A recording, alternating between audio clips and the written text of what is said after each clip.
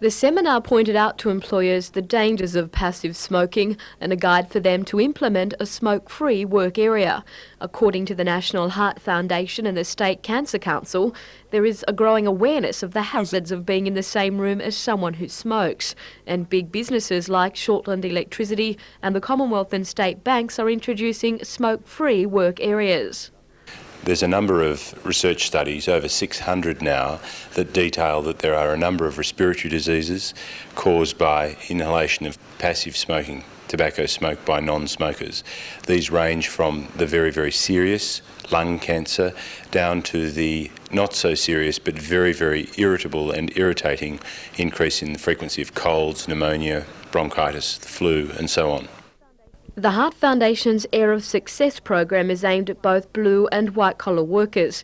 It's hoped that from this seminar with industry representatives, more local businesses will implement workplaces free of smoke.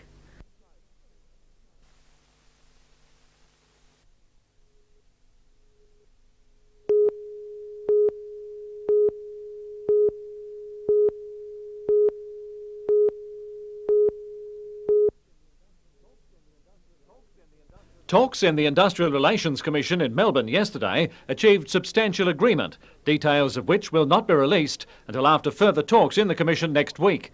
Before then, a conference on Friday will be held between representatives of the various unions which are respondents to the Metal Industry Award. But union leaders have already used their mandate to cancel tomorrow's national strike, saying a number of contentious issues have been settled. Such as how to get some training leave paid by the employers, to finalise the award classifications, where we reduced 360 classifications down to 14, and we've got agreement with that. That's gone through the Commission now, or will go through in the package. We're going to modernise the award and a number of other questions that have been negotiated over the last couple of days. And employers, represented by the Metal Trades Industries Association, could not be happier that a solution to the award problems has been found. It's going to ensure that award restructuring in our industry takes place in an orderly fashion. It's going to ensure that over time our industry, the metal and engineering industry, becomes more internationally competitive. And that's certainly what we're on about, and it's certainly been the consistent view of the metal trades unions and also MTIA over the last 2.5 years since discussions first commenced.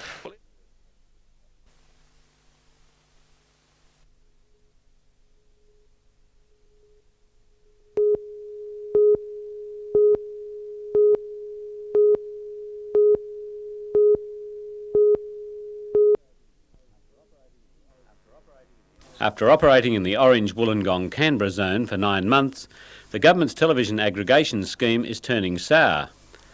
Pointing to cutbacks, job losses, reduced local programming and falling revenue, some television operators there now say that the dream of providing all viewers with 3 stations simply won't work. It is just not viable in its present form, and it extends, I should say, beyond the television industry because of the serious decline, over 30% decline in advertising rates on television. This has had a flow-on effect onto radio and print. The operators say an alternative proposal involving complementary programming of 2 stations in all areas would provide a broader choice in a shorter time frame than aggregation. In Newcastle this week, the leader of the opposition, Andrew Peacock, supported the call for a review. I think the television industry, as with the radio industry, is in such a shocking mess we need consultation with the industry itself. As you know, the programs for aggregation are proceeding, but I think we should pause and discuss with the industry the most sensible outcome that we can. Australian Democrats communications spokesperson Senator Janet Powell is also critical of the government's policy. That really these markets can only sustain 2 commercial operations, and we ought to be looking at the best way to bring that to country people so that equalisation doesn't have to be aggregation, is the view that we're taking.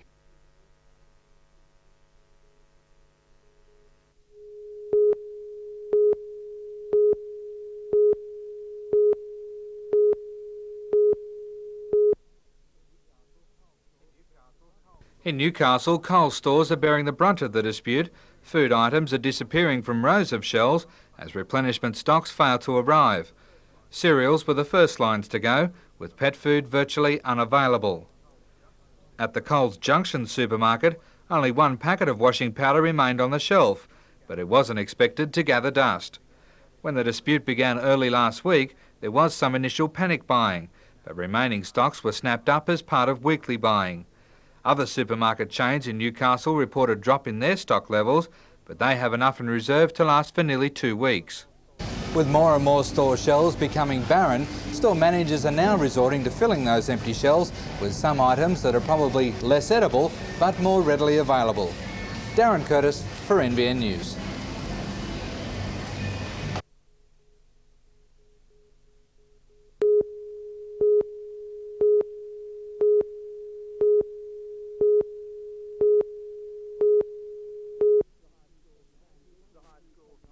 The high school's transition to technology won't mean sudden changes for the 60 staff and 900 students, but it is a start towards an education system more relevant to the nation's changing needs. The school is one of 23 in the state to become a technology high. Year 7 students will be the first to see the new curriculums, but the other years will follow, according to Education Department Deputy Director of Resources and Planning, John Lambert. As we progress over the next few years, there will be further links with business, there will be further equipment becoming available, and the curriculum will spread right through from year 7 right through to year 10 and then into years 11 and 12. The school already has some corporate sponsorship of education resources, and they'll be encouraged to seek more as the technology program evolves. It will also cooperate with the neighbouring Glendale College of TAFE. Regional Director of Education Alan Beard says the Hunter needs this kind of approach. There's a big move in the Hunter now to move into modern technologies. It's an important part of the Hunter's survival to get into modern technology, and our schools, I believe, can make use of that particular development. The formal renaming was accompanied by a fanfare and balloon salute, which hopefully will be the only hitch as the school leads the way for the Hunter.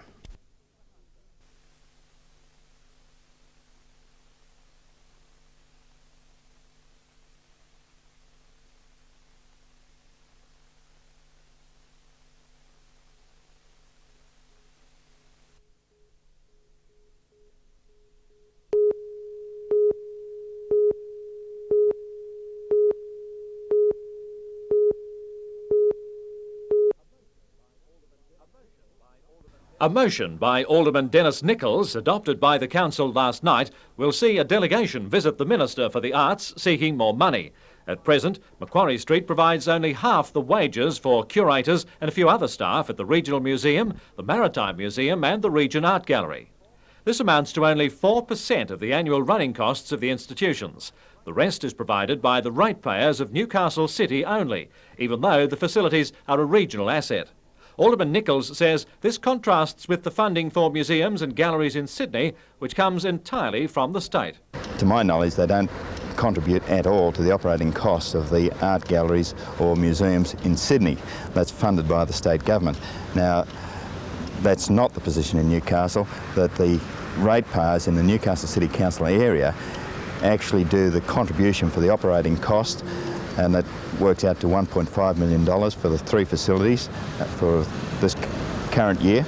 And the current subsidy that we're receiving to assist with wages is a paltry $60,000. Alderman Nichols says Newcastle is a special case. He fears a government pledge to spend the money it removes from museums and gallery funding here over the next 4 years on other community services will not be honoured.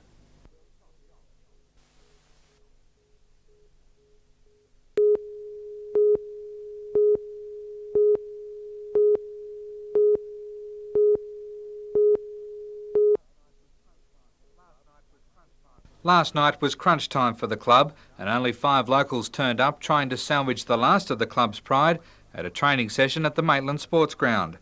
Although the 5 stretched out and looked impressive, they couldn't find enough tactical moves to compensate for 9 missing first graders. Half an hour after training began, the inevitable happened. Club Secretary Mark Conway called his charges together to tell them the club was withdrawing from the competition and they would all be given clearances. The disappointing start and end to the season follows only 2 years after the Maitland boys were club champions and competition premiers in 1983. Club President Noel Toms says a lot of soul-searching has been done since last night's decision. Of course, we must blame the committee to a certain extent that we were unable to retain most of the players that played with us last season, and we didn't entice any of the juniors. So that's one aspect I suppose we've got to look at. I don't like to comment too much on the sweetheart deals, but there was certain deals made which didn't help our cause too much. However, while the football club has folded, the licensed leagues club will continue to trade as normal. Meanwhile, the Newcastle Falcons are packing the bags of American import Tom Curry. A mutual agreement between the two parties will see Curry return to the States, with officials citing the flaring of an old knee injury. However, coach Ken Cole admits Curry and fellow American Greg Lazard have had some off-court problems. I mean, it's culture shock. You're two black faces in virtually an all-white community. It's dramatically different. And, you know, if we took ourselves and moved to downtown Harlem or downtown Chicago, we would notice a dramatic change in our lifestyle. With Lazard deciding to stay on with the Falcons, Coach Cole has snared 3 other black Americans to complement his aggressive court antics. Kid called Fleming's just out of college. He went straight to the CBA, which is a level under the pros in the States. He finishes his commitment there this week. He's 6'8", big, strong kid. Coaches speak highly of him. Guard, 6'5", Kevin Floyd was the last player cut from, I think, Seattle's NBA camp this year. He made it further than Andrew Gaze. He's a great jumper, seems to have terrific hands. Some people think he'll be as good as any player in the NBL down here. We're planning to play him with the Hunters. And James Bullock is about a 6'7.5" forward that was in the All-Star 5 with Melbourne a season ago. And the All-Star 5 for the entire league, won the dunk contest.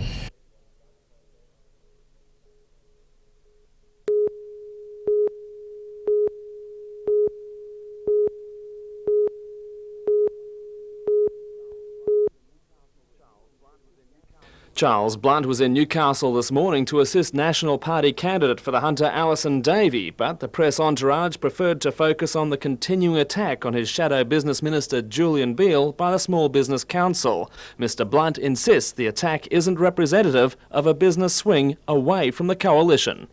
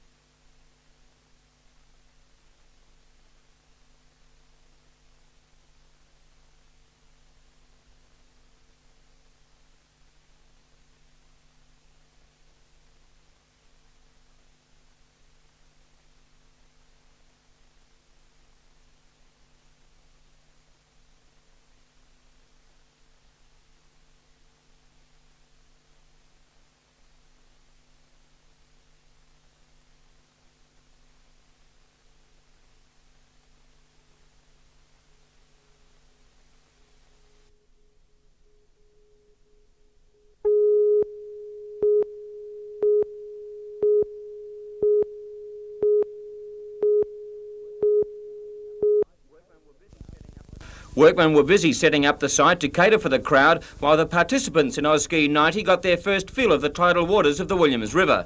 This year, the hottest field in the history of the event will take part in slalom and jump events.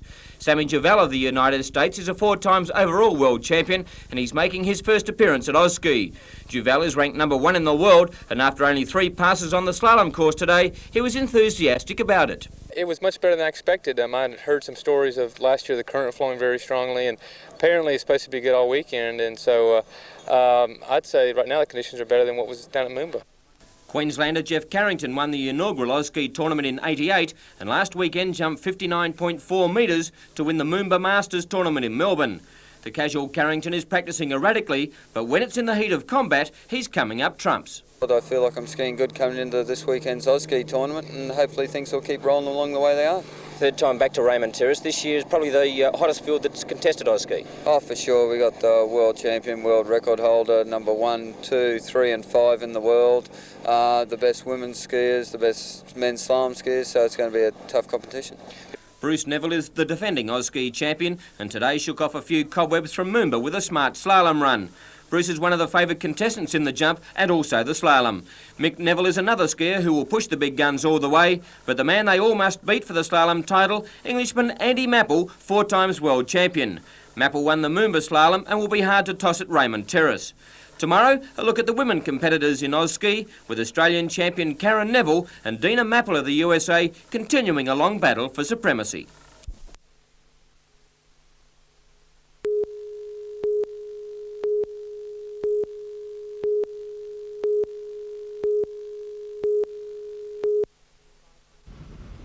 The 5-hectare honeysuckle site in Newcastle's East End is owned by the State Rail Authority, but it doesn't need it anymore.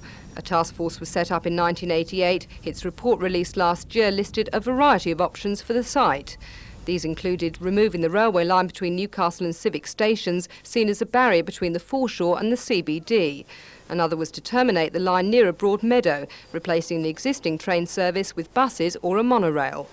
A study was then commissioned to examine the land's potential and the transport issues in more detail. But the study, to be released on April the 2nd, also looks at other surplus state government and council-owned land in the CBD. The civic buildings in Hunter Street, the bus terminal site beside the Travel Lodge and properties from the Technical College down to Bank Corner. Member for Newcastle George Keegan, the official observer for the task force report, said today he believes options that will come out of the study will attract major developers to the city, with even a major shopping complex like the Broadbeach Oasis Centre on the Gold Coast a possibility for the honeysuckle site. And the study will be the basis of a long-term master plan to make Newcastle a city for the 21st century, particularly timely after the earthquake devastation.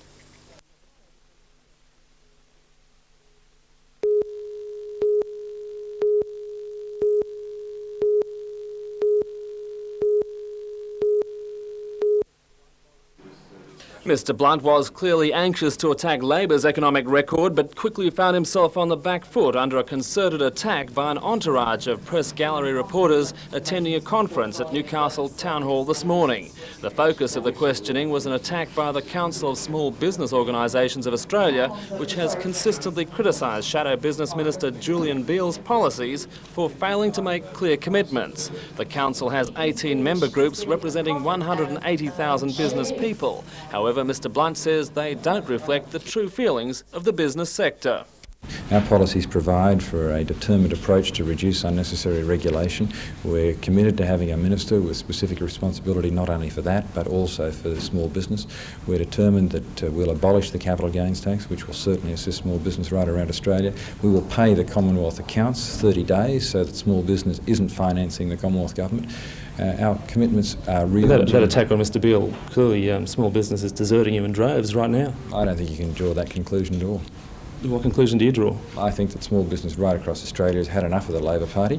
They think they seem to have suggested then that they'd had enough of you as well, and you really haven't even got a start. Well, I don't think that's a fair conclusion. I think I'd say to you simply this.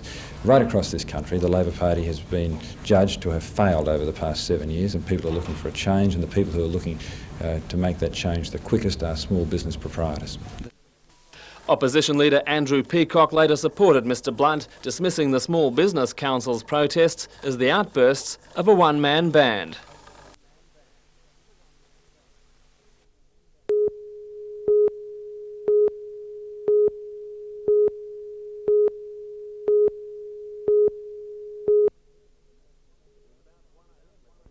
It was about 1 a.m. at the Nelson Bay Golf Club. The staff were cleaning up after the Sunday disco, and takings had been good. Bar attendant Diane Anderson remembers vividly when 2 masked gunmen entered the club to commit Nelson Bay's first armed hold-up. I was mopping the floor, had my back to the bar, and everybody else had gone. There was 3 of us on. And I heard this noise behind me. And I just turned around and there was a guy, fairly big guy, with a balaclava on. And I just stared at him. I thought, oh, this is a joke, somebody's come back in the club. Well, he had the gun in his hand and he just sort of waved it around and said, move, move. What were your feelings then? Well, I was just staring. I don't think I had any feelings then. And so I said, oh yeah, okay, I'm coming. But he said, show us where the money is or lead us to the room or something. So we walked up towards the entrance of the club and we showed him where the safe was. And the other guy, I don't remember where this other guy that was with him had a gun, but I don't know whether he was down near the bar or up near the front entrance when I came. I didn't see him until I got to the entrance. And he had another gun. And I thought, oh gosh, I thought I was going to faint. And the bigger guy went down to the bar and left the other guy, the smaller guy, with his gun standing watching us. And he went down to get the tools that were left down there, and he ran into Mel, the other guy that was here. So Mel then came up, and they were then taking all the money out the bags, and the guy said, "Oh, where's some bags we can put the money in?" Tony tipped some 20 cents out and said, "Oh, here's a bag," and then he wanted the dollar coins. They just more or less took what money they could. And then they said, "Well, wait 40 minutes. Where can we lock you up?" And I just said, "Oh, well, don't lock us in the safe or I'll get claustrophobic." So he said, "Well, where can we put you?" And I said, "Oh, well, in either the associate's room or the boardroom here." The gunman left almost casually. The robbery had been too easy, but police believe the public can help to solve this crime. We believe that when patrons were leaving the club at closing time, the offenders may have been in the very near vicinity, and we're appealing to the public if anyone did see anything unusual or any unusual vehicles to please contact us. All information, of course, will be treated with the utmost confidentiality. Police have a good description of the men they're looking for. The first is 170 centimetres tall, of very solid build. He was wearing a dark balaclava, dark clothing and black running shoes with white vertical stripes. He's thought to have a flesh-coloured mole under his right eye.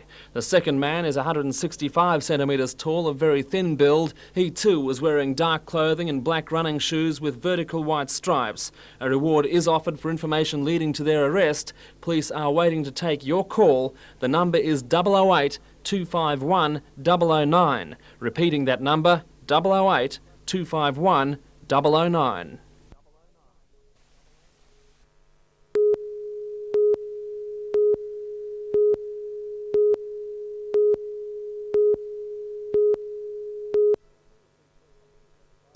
We were pretty pleased to finish 7th last year, so, obviously we're looking to make the semis and see how we go from there. But, I think it's probably going to be harder this year than it was last year. Well picked up by the red fella, Sargent. Sargent's made the break. He's up for the 22 now. Has he got the pace to go on with it? He's still going on, but Kane's unloaded. We're looking for number 1 spot, aiming for the top 5, but eventually looking for the number 1 spot. But being realistic, I think we've got the players. If we can kick on from last year, and this is our 3rd year, we're all a little bit more experienced. Carroll now runs it up strongly for Penrith.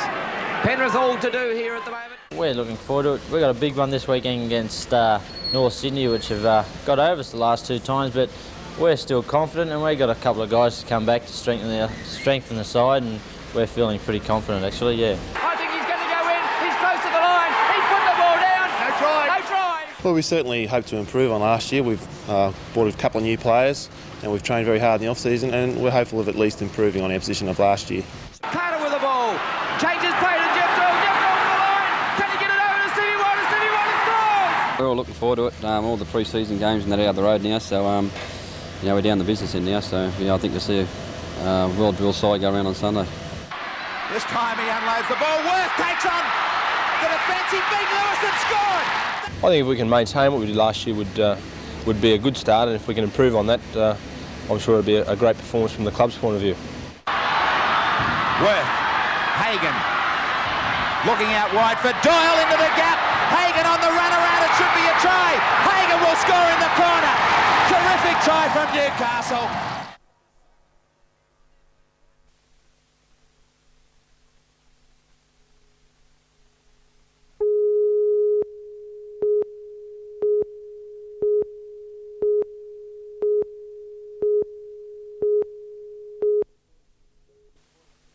According to detectives, the racket targeted early model V8 Ford Falcons. Police raided a property at Sawyers Gully, southwest of Maitland yesterday, uncovering 11 cars as well as body panels and spare parts. Were you surprised about the size of the operation? Yeah, it was certainly an eye-opener. It was an operation running pretty well. Well, do you think it might be a professional outfit? Yes, it looked like it was a professional outfit. They knew what they were doing. Police allege the cars were stolen from the Newcastle and Sydney areas to supply spare parts to the lucrative black market. The vehicles are being stored in a police warehouse for scientific testing. Only a third of the cars have been identified, but police are hoping to trace the remaining owners. Meanwhile, a 25-year-old Sawyers Gully man has been charged with 4 counts of receiving stolen goods and will appear in Maitland Court on April 12. Police investigations are continuing and further arrests are expected. Peter Ryan, NBN News.